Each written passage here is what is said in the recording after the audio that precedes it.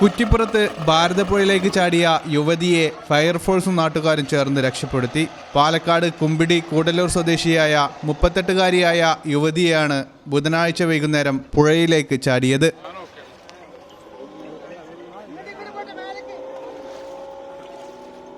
കുറ്റിപ്പുറം പാലത്തിന് സമീപം നിന്നിരുന്ന നാട്ടുകാർ ഉടനെ കുറ്റിപ്പുറം പോലീസിലും തിരൂർ ഫയർഫോഴ്സിലും വിവരമറിയിച്ചു.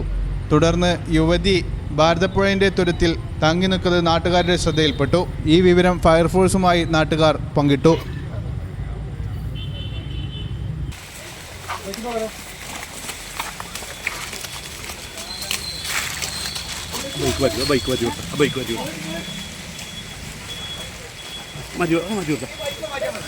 പിന്നീട് സ്ഥലത്തെത്തിയ ഫയർഫോഴ്സ് റബ്ബർ ബോട്ടിൽ പുൽത്തുരുത്തിലേക്ക് എത്തുകയും യുവതിയെ രക്ഷപ്പെടുത്തുകയുമായിരുന്നു.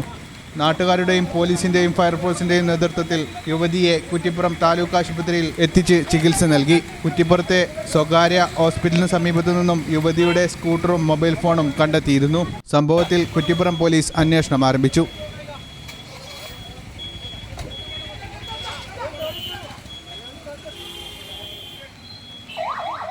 ഈ ചാനൽ കുറ്റിപ്പുറം.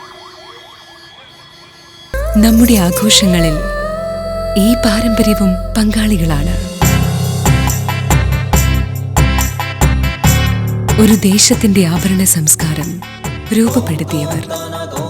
ഞങ്ങളെപ്പറ്റി നിങ്ങൾക്കല്ലേ കൂടുതൽ അറിയുന്നത്?